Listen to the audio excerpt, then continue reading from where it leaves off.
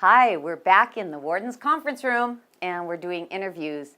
You know, we've heard a lot of wonderful things, but there's always challenges when you come into change. There's always some logistics that are problems. There always are challenges in everything we do.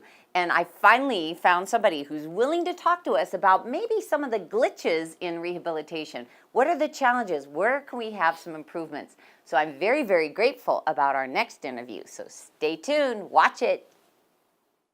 I am so grateful that you are willing to kind of discuss with me some of the challenges and some of the maybe the downside of all of this and some of the ways that we're going to be able to grow as we continue to offer rehabilitative programming. And when we were off camera, before we were rolling, you brought us up some really awesome points that I totally agree with.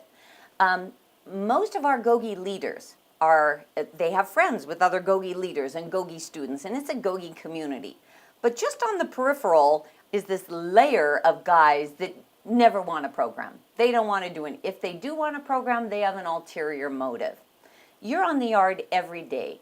What are you seeing as far as guys who are sincere, really trying, and then those that are providing all this interference? What is your perspective on that, and how can we make it better so that that doesn't derail somebody's sincere efforts? Well, my opinion is if we're truly into rehabilitation, that we need to identify and separate the inmates that are being incarcerated based upon their disciplinary history and their behavior. Mm-hmm. If we're talking about behavior-based models, which the department is, we need to separate those inmates to allow those who fit the category of, by their actions, of wanting to succeed, and they're enrolled in tags like GOGI and CGA and other things, that they have the opportunity to truly succeed with like-minded individuals. If you were designing a system, which I absolutely think the department will have to go in that direction, put all programming individuals in one area and allow them to really program without interference, how would you determine that? Would you look at their C file and say, when was your last 115?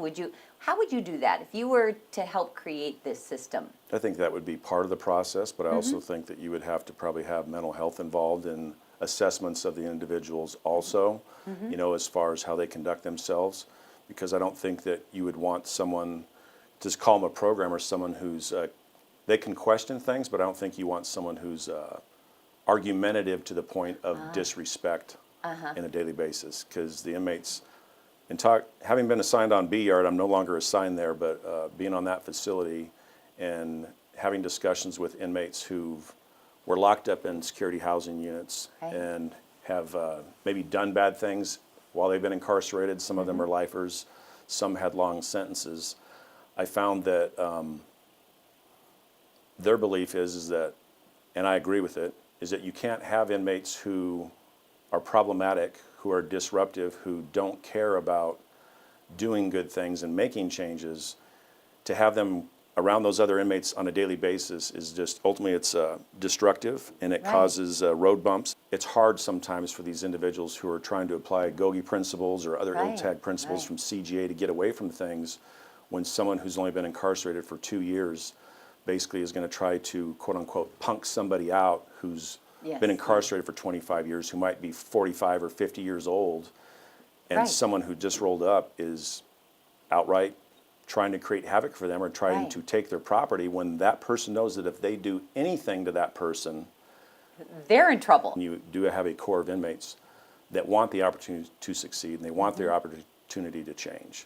So they go through reception where they're supposed to be assessed. So whether or not they say, I'm SNY, put me on a yard that has privileges or not, they're supposed to go through reception where that is assessed.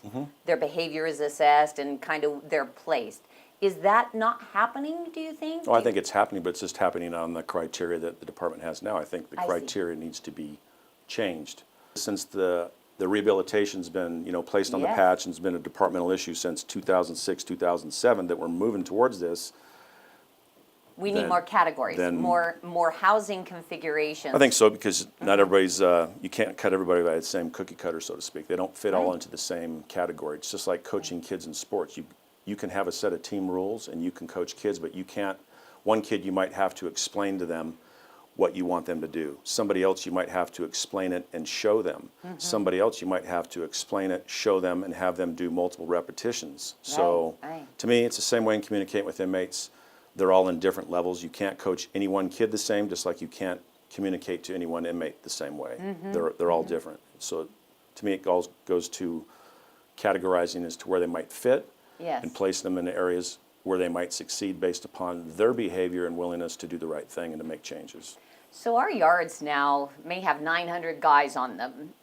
In my mind, if you say, oh, we have a problem, we need to kind of have smaller segments so like-minded individuals can be housed near each other, would something like be splitting a yard, and this half is extremely well programming, and then these are kind of not quite there. They're having some behavioral or I think respect issues. I'd be fine with doing that for education, but I think vocation, you should have to be a programming inmate 100% to be in vocations, because then you're going behind a wall, which then is a little bit lower security, you know, and stuff. So, I mean, it's complicated, but there's a lot of people in Sacramento that are working on it. The bottom line is, if we're truly talking about rehabilitation, it's what are we going to do to allow the inmates who truly want, based upon their behavior, their actions, and their desire, what are we doing to help them succeed?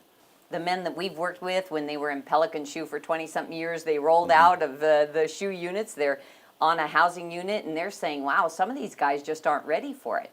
And they are trying to program, and these youngsters are coming in with all levels of disrespect. I think that a lot of the GOGI leaders are saying, some of these guys just are not ready, and we don't want to be bothered with their nonsense. We would rather be focused with doing what we're doing. It's meant to give more credibility to the inmates that are doing the right thing day in and day out, making the sacrifices, making the right choices through their personal actions, through their dialogue and communication with both inmates and staff, to truly reward them for doing the right thing. I mean, that's how the department has to look at it.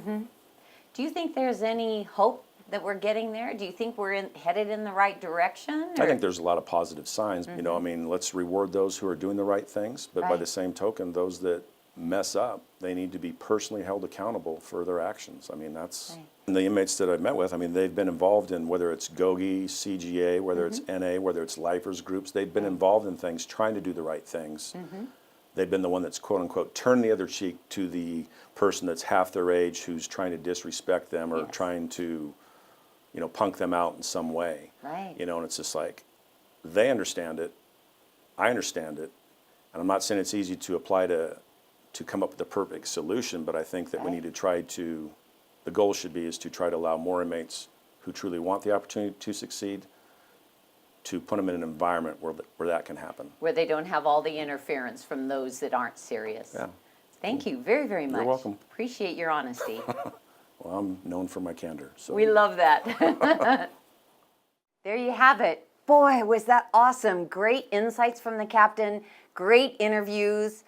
A lot of things to really consider as you guys are sitting there watching this on your TV channels. Just know that everything changes. You've changed. You're not the same person you were 5 years ago. The department's changing, corrections changing, and GOGI's so happy to be a major part of that. Thanks for watching, and we'll come back with more wonderful videos for you to watch. Keep it GOGI, GOGI for life.